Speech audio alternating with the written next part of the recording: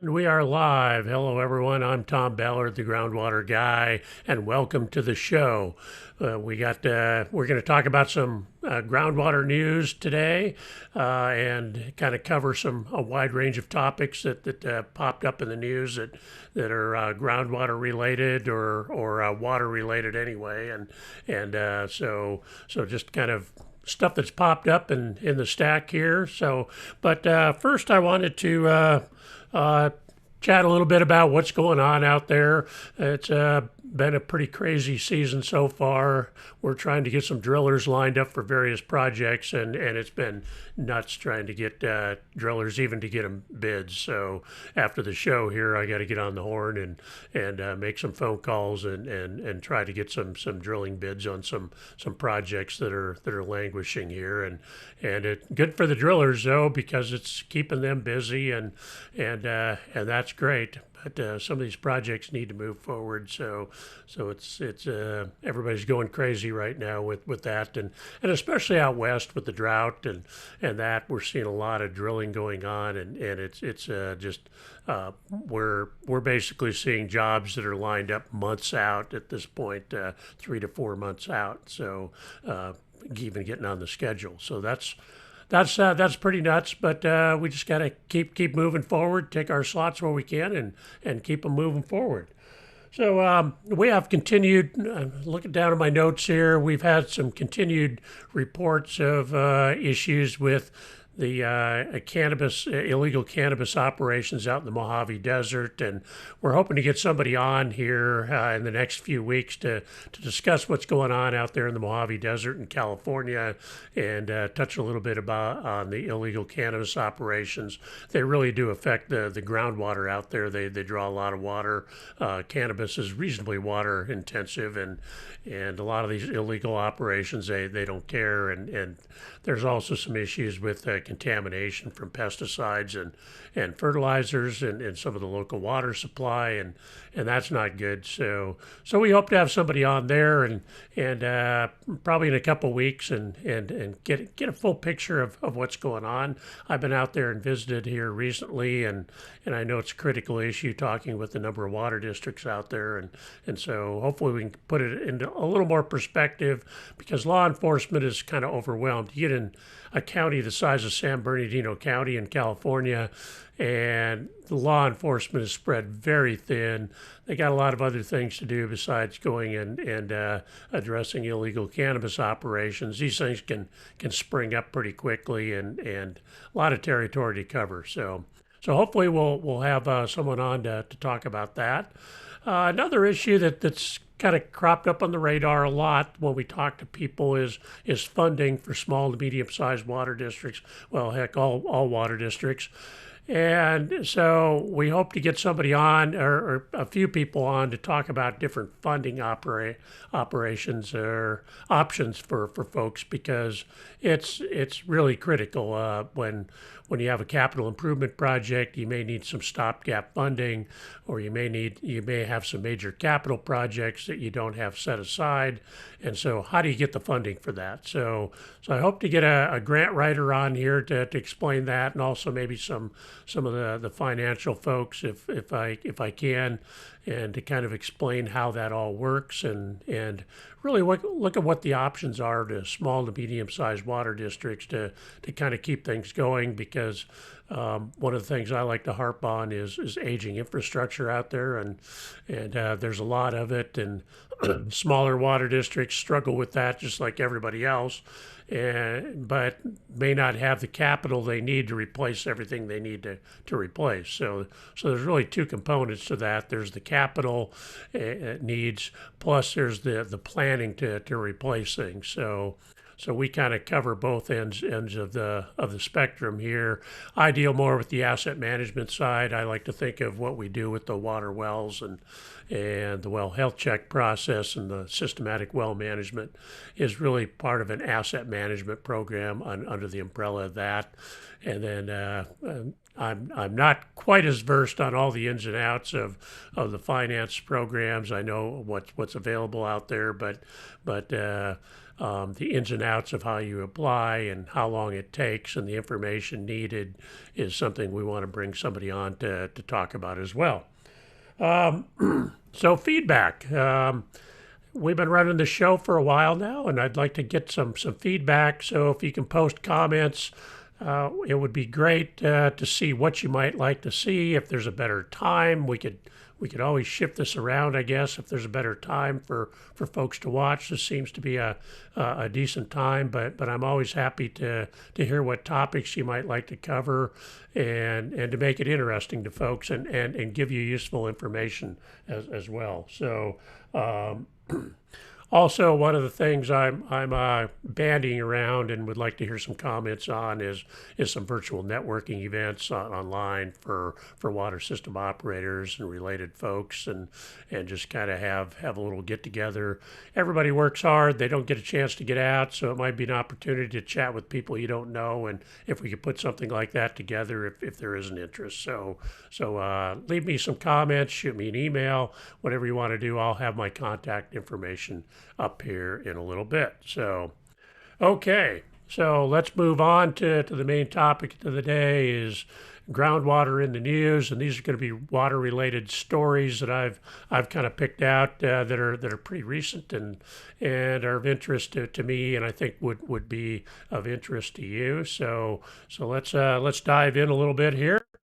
So the first one that I came across that I thought was kind of interesting here, and I've been hearing about this, is using wastewater as a tool for looking at COVID-19 in particular, but well, probably more in the way of viruses as we kind of wind down the COVID-19 pandemic that we've had here, and I think we're kind of stepping out of that. We've had a few waves here, and I know there's still a lot of concern about it out there, but it kind of looks like it's kind of tapering off to me. But but one of the things that there's been a lot of intense study done on this, and one of the things that's popped up is the use of monitoring wastewater for outbreaks of COVID clusters around the country, and as basically as an early predictor of a cluster of COVID. So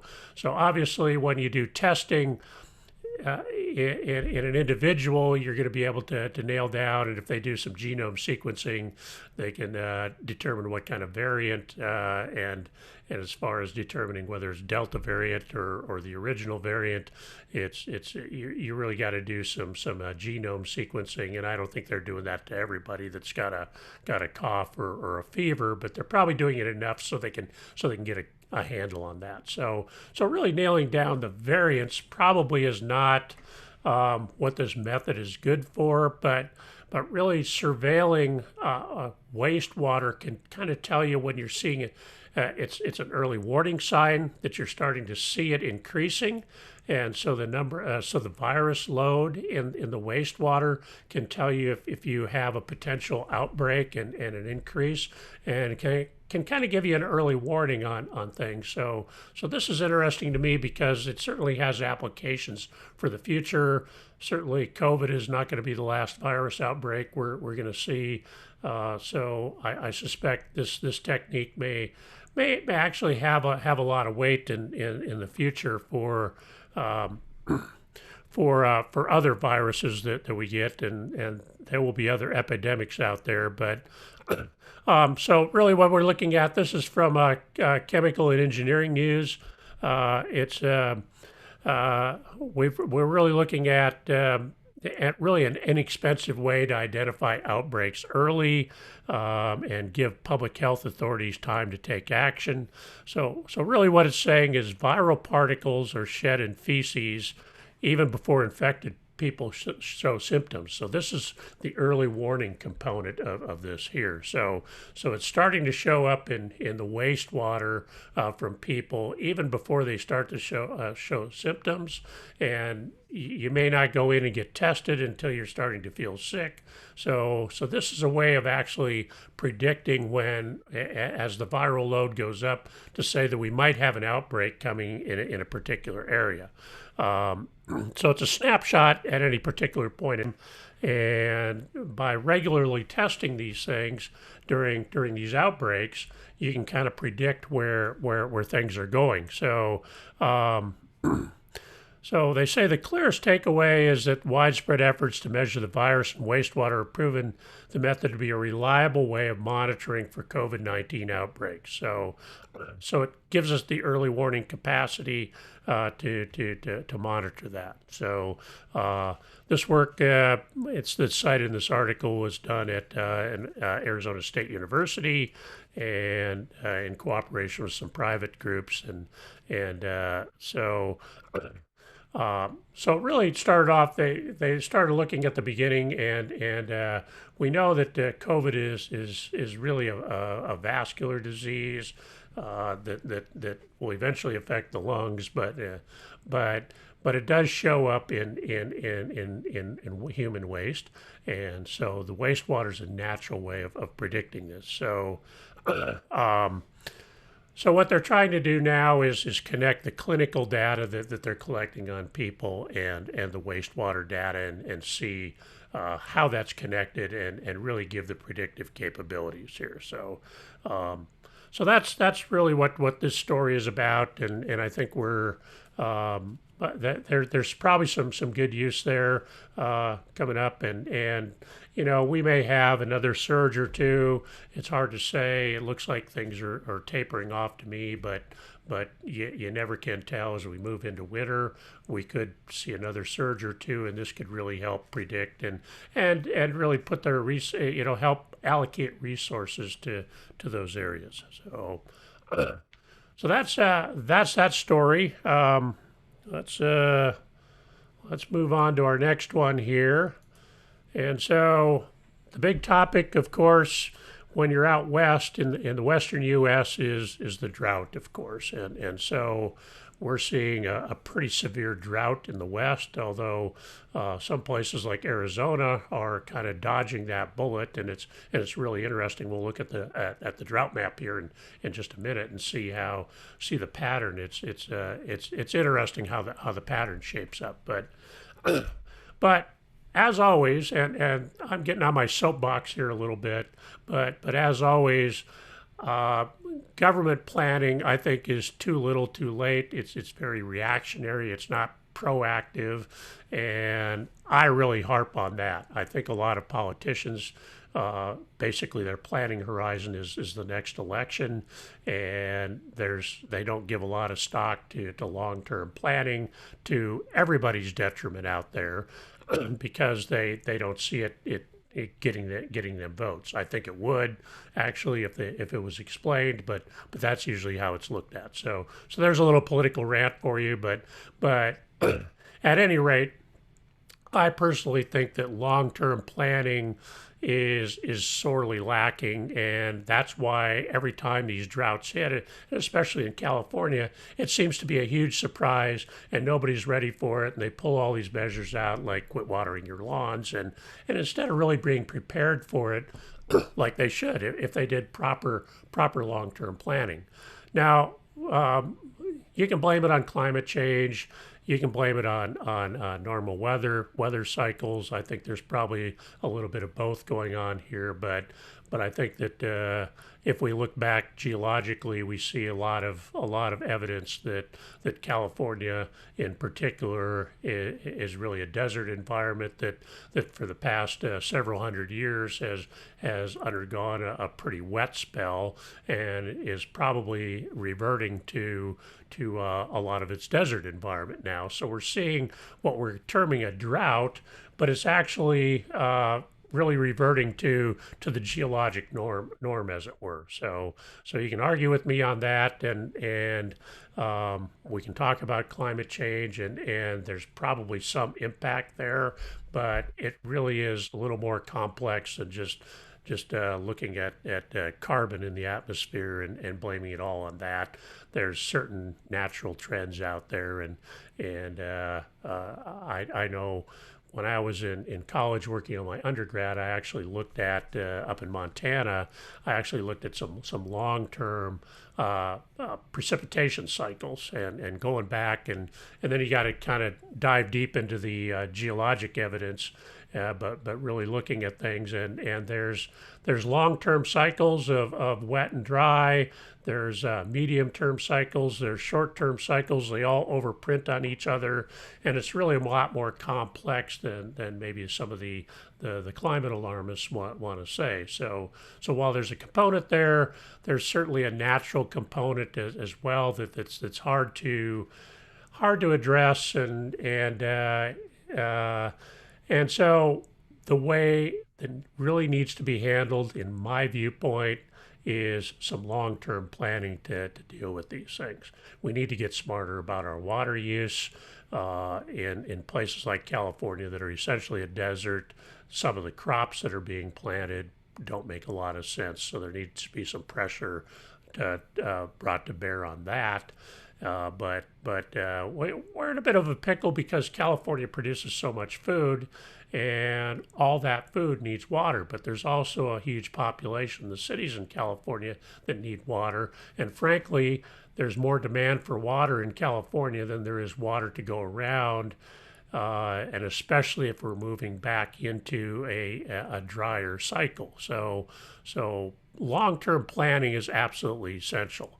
I think that the Sustainable Groundwater Management Act was a step in that direction. We're seeing a little bit of planning, but it's shocking how much we don't know about the water in the basins in California in particular, and throughout most of the West, and heck, throughout the United States, how groundwater moves, what the water balance is, what recharge rates are. There's some areas that are better understood than others, but in a lot of cases, we don't know exactly how that all works. And how can you plan without understanding how the water actually moves and is recharged in these groundwater basins? So SGMA, or the Sustainable Groundwater Management Act in California, was a step in the right direction, but really what we need to do is more understanding. I think eventually what's going to happen in California is we're going to see a meter on every well, and maybe even domestic wells, just so we can know, or some way anyway, of understanding how much water is being extracted to a lot finer degree than we do now, where it's really just an estimate. And then you get into other water uses like evapotranspiration. We need to measure that a little more critically as well, and understand all the inputs and outputs from our groundwater systems. We get up in the mountains and we deal with fractured rock aquifers that are a lot more limited. Those are also complex to understand, and those can be dewatered pretty rapidly if you're not careful there. So not as much effort is put into actually studying the fractured rock aquifers because they're so limited. So we may have some pumping test data, but for the most part, a lot of these things are very local. We don't understand them really well. And I can tell you, I work a lot on these fractured rock aquifers, and they can be quite complex.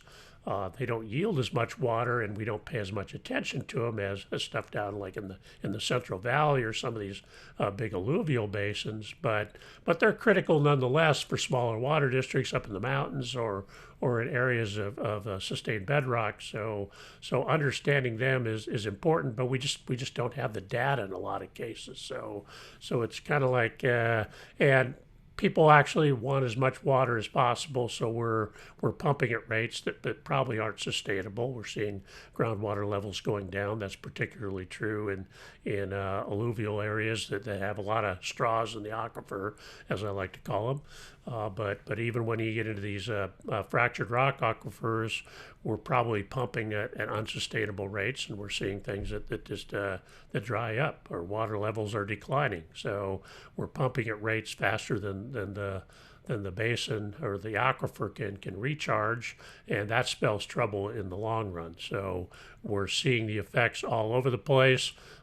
We've been dodging bullets, but I think the bill is about ready to come due. So planning and preparedness is critical. This article is actually from NCEA, which is not a publication I normally look at, but it came up, and so it's really talking about Lake Mead is really what this article is focused on. But Lake Mead, the declines there are really pretty steady.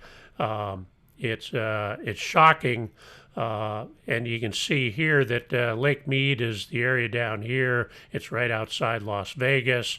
It really covers a lot of the Colorado River basin, which drains a huge area up into Colorado, New Mexico, Utah, into Arizona, all drains down through the Colorado River basin, and then below, downstream, then of course we have the Colorado River Compact. So California is pulling a lot of water out, Arizona is pulling a lot of water out, Nevada is pulling a lot of water out, and there's more water allocated than is actually flowing through the Colorado River. So it's a huge problem when we're dry.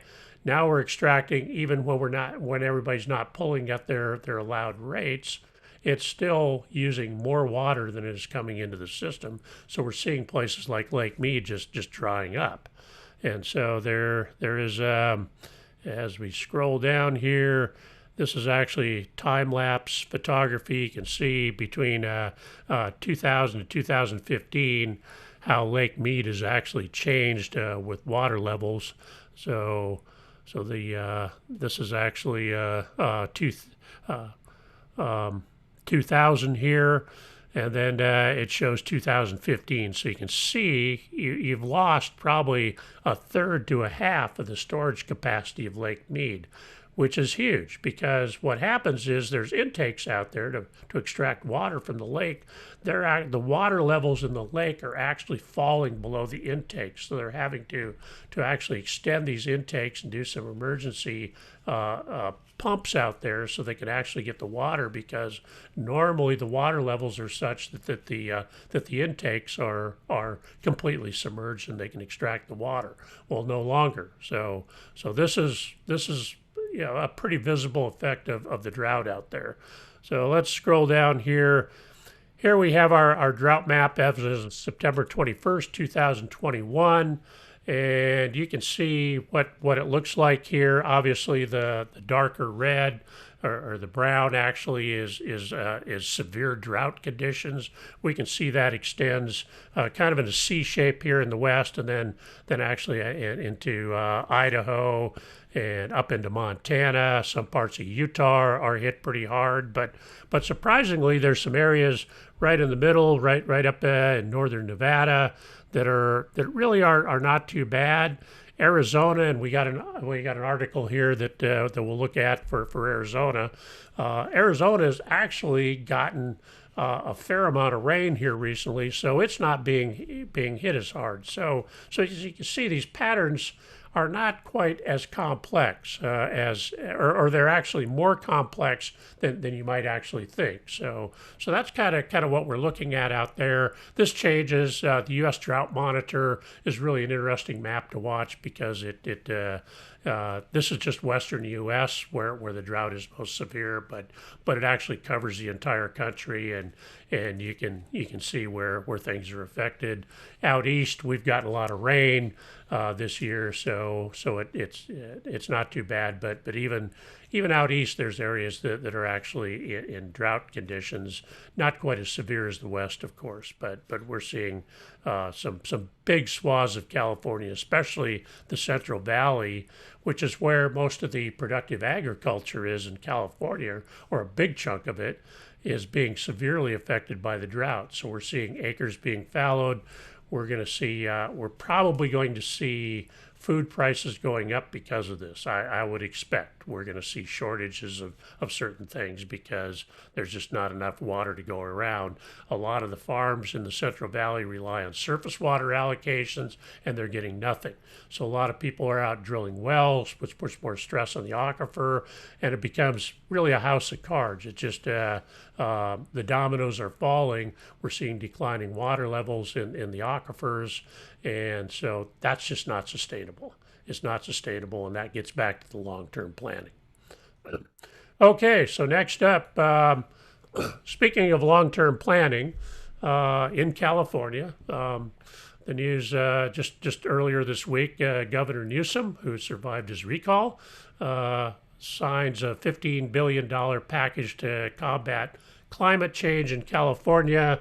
And notwithstanding the whole climate change issue, there are some vital components to this that actually do help a little bit here. So let's look at the key facts of this bill.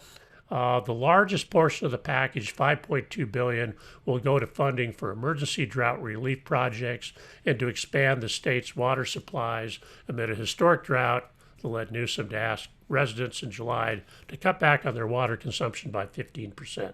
I don't think they've made the 15%, but at least there's some progress being made. So a lot of this money is going towards emergency drought relief, which is great, but that ends up again, and I get back on my long-term planning bandwagon or soapbox, is that this is now a Band-Aid. So yeah, we need it because we haven't properly planned. So in California, they need emergency drought supplies, but it is a Band-Aid, and what really needs to happen, as hard as it is to fathom, is we need to go for long-term planning. That's just it. So hopefully some of this money is going to be allocated for that. I would really like to see that, and I would like to see a lot of water districts out there and anybody that may be listening to this to start pushing on their legislature to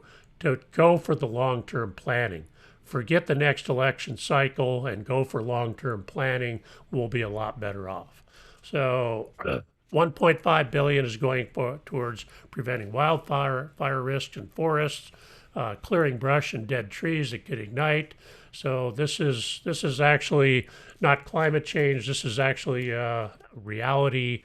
A lot of people like to blame all the forest fires on climate change, but in reality, that's probably only a small component of it. A lot of it is poor forest management. We don't clear the brush.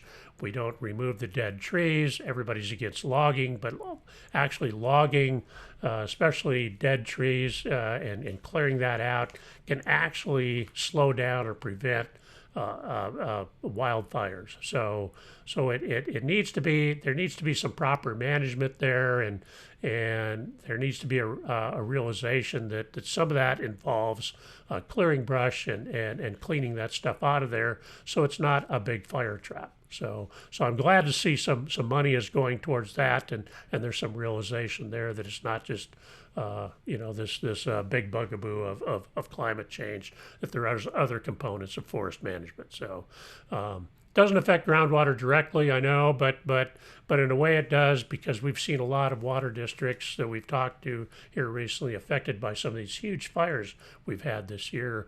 Some of them close to 1 million acres in Northern California. So it does affect the water, because I've gone out and personally talked to some water districts that have had some of their surface facilities destroyed by these fires. So in the long run, it does affect our water supply, because the fires do a huge amount of damage. So anything we can do to kind of slow that process down is good. So 3.7 billion to address climate change risks. And some of that includes stuff like measures to eliminate extreme heat and urban greening projects, which is good. Trees are good. I'm a fan of trees. We have a lot of pavement out there, ugly pavement. It increases the heat and raises overall heat levels. So I'm a fan of more parks and green projects. Sea level rise, I'm not going to get into that. I'm kind of a skeptic on the threat of that, but we won't go there. So, and then 3.9 billion for zero emission school and transit buses, state transportation vehicles, and 1.1 billion to reducing emissions from agricultural equipment and livestock and other agriculture programs.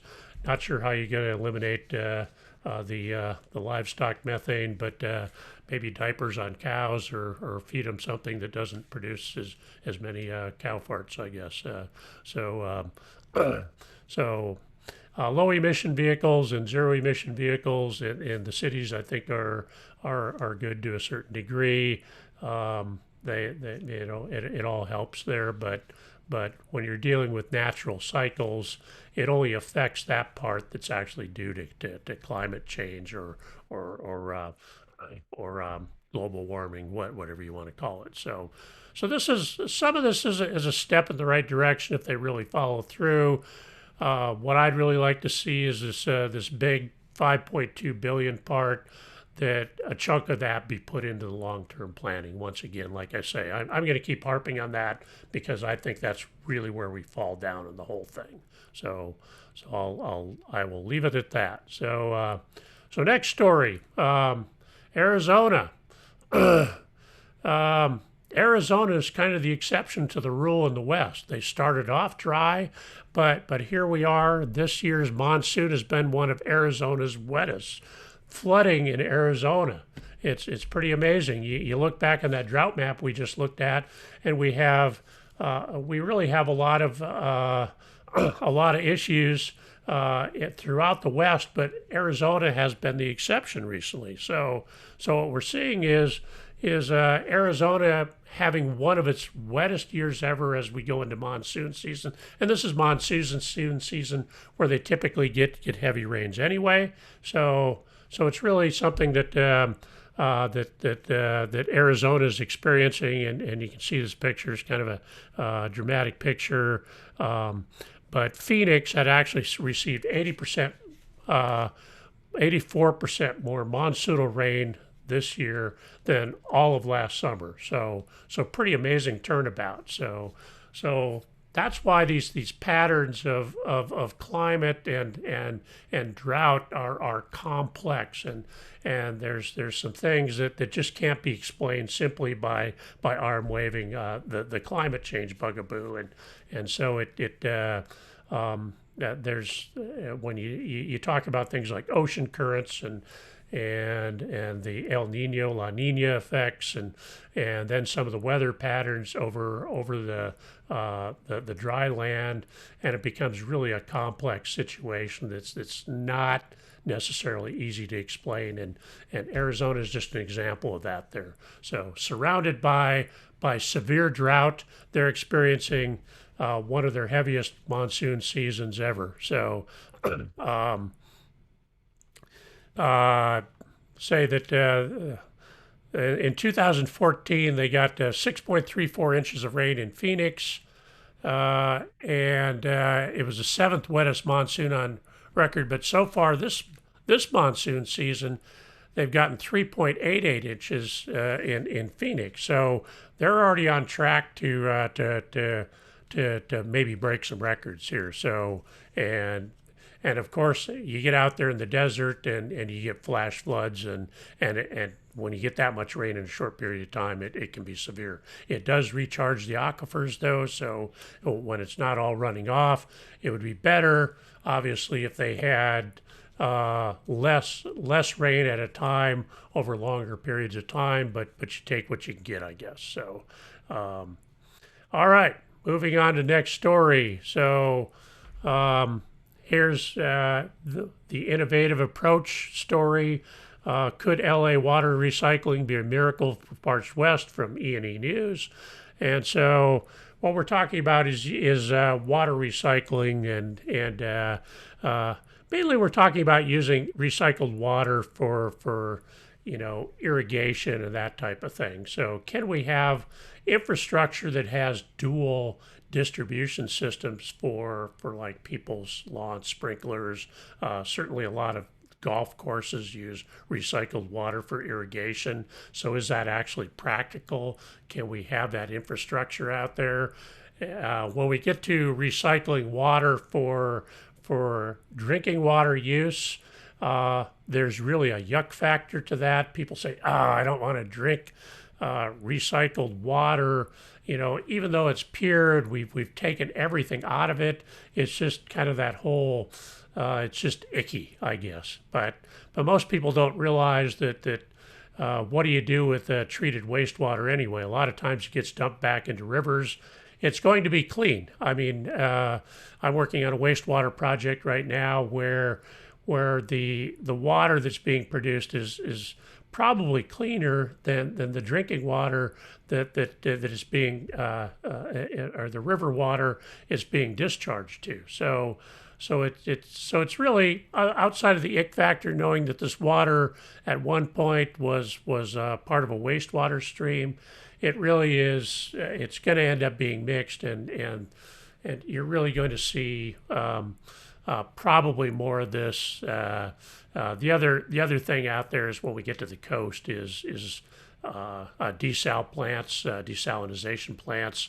Right now, we're kind of looking at the cost of those things. The cost per gallon produced is still pretty high compared to other sources, but I think we're gonna see more of that. But recycling water is certainly something that we're going to see more of, whether you like it or not.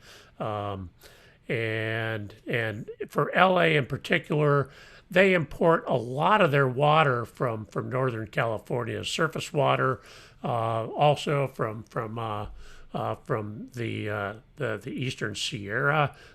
So they bring their water in from a long way. It's expensive to bring that water in there.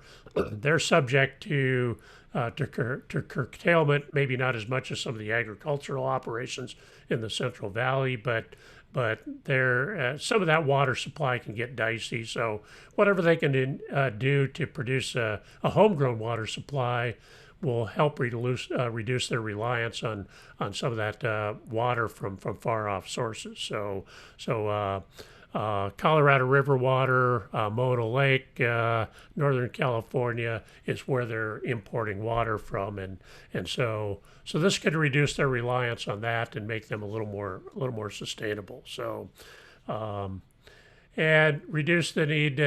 California probably needs more dams. They're tough to build because of environmental regulations, but we may be seeing some progress on that too. But whatever can be done to reduce reliance on groundwater and maybe recycle water is going to be helpful. And in the long run, I think people are going to come to accept that more. And speaking of which, here's another story here.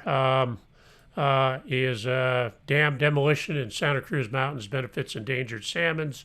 So water supply, especially surface water supply, is always a balance with competing environmental interests. Salmon and fish is one of those. Delta smelt in Northern California. In this case, they're removing a dam in the Santa Cruz Mountains, and that's going to help the salmon. In this particular case, I'm not a fan of dam removal. I think we need more. In this particular case, dams have, this is a small dam.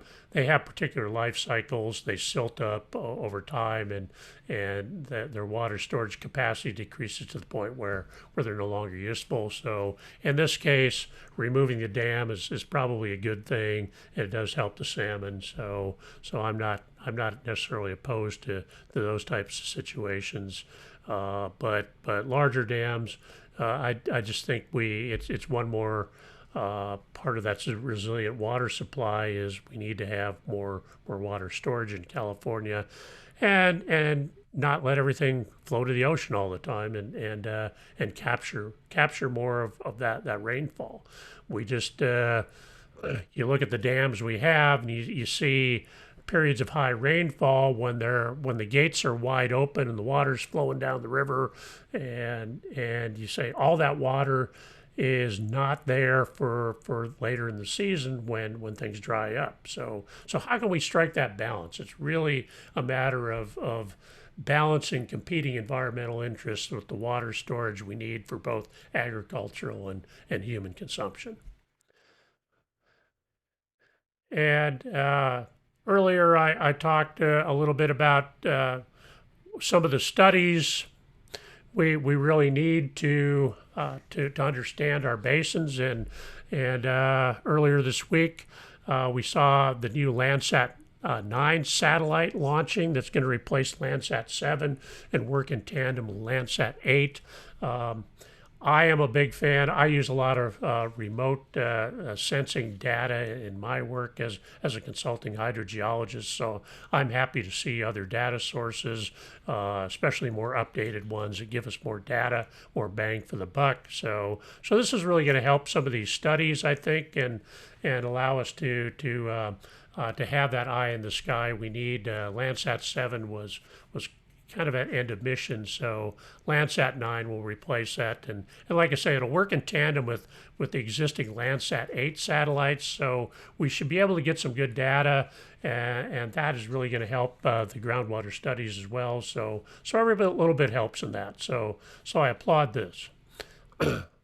In other parts of the country, you get down in Texas, and the Edwards Aquifer is really a huge aquifer down there that a lot of people rely on. But like most aquifers, like we talked about California, a lot of the aquifers, the groundwater basins are poorly understood. The same goes with the Edwards Aquifer. They don't understand it as well as they can, recharge rates, and as we have more demand for groundwater in some of these areas, we're seeing that we just don't understand them as well. If we want to do artificial recharge, where are we going to do the most good on that? How are we going to manage the aquifer? Do we know what the inputs and outputs are accurately, so we can understand when we have dry seasons how that's going to affect the storage capacity of the aquifer? A lot of times, especially in alluvial aquifers, which Edwards is not, but alluvial aquifers, you withdraw water below a certain point, the aquifer structure collapses down. You never get that storage capacity back. To a certain degree, you can get that in a bedrock aquifer, so we need to understand that better. So what's happened now is that the Edwards Aquifer Authority has been gifted basically 150 acres to basically on the Edwards Aquifer to study the aquifer. So they're able to do some studies and better understand the aquifer. This is all good stuff. As a groundwater scientist, I say this is a good thing, is understanding our aquifers and how the water moves through there, what the recharge rates are, how to better calculate and calibrate our groundwater extractions is a good thing. In the long run, manage these things more effectively. This doesn't apply to the Edwards Aquifer necessarily, but some of these aquifers we have in the Midwest are multi-state aquifers. That really starts to get complex. How do you manage that? One state manages it a little differently than the other state, but it all impacts the aquifer as a whole. So really, state groundwater law varies by state. So it really ends up being a complex issue. We're seeing one case that's actually here in Tennessee, the Tennessee versus Mississippi case on the Memphis sand aquifer. Is actually going to move to the Supreme Court, and that's probably going to be create some groundbreaking case law for interstate groundwater management. So, and that could affect a lot of aquifers that extend across state lines. So I'm following that case. It's been moving slowly. I understand the aspects of that, but it looks like it's going to go to the Supreme Court. So if you haven't looked at the Mississippi versus Tennessee Memphis sand aquifer lawsuit, that's definitely worth looking into, because that's going to definitely affect interstate groundwater management in the United States. So just a little heads up on that. One other little tidbit here. As we get down towards the end, I thought this was kind of a clever way to look at some groundwater studies too. We take whatever data we can get, and in this case, water scientists are using laundry detergent, and specifically whitening agents that all laundry detergents have in them, as a clue to detect source water issues. So as we look at maybe how things like septic systems in certain areas can impact water quality and and really doing source water protection studies. This is actually, we can look at how these laundry detergent components of the whiteners actually show up, and it gives us a little clue about how the groundwater moves, how quickly it moves, and a little innovative way of helping to understand our aquifers better. So really, two things get out of my rants today is that I think we need to do more long range planning on our water management and our aquifer management, and two is to study our aquifers so we understand them better, and those go hand in hand, obviously. So one more thing. This is just kind of interesting. I always get a chuckle out of these things. So a little bit of humor here, but I'm always amused when news stories talk about groundwater in terms of underground rivers. But this is a small community, I guess you'd say, about 25 people, I think, south of Las Vegas, right on the state line. Cal Neveri, which is actually, as it implies, on the California, Nevada, Arizona intersection there.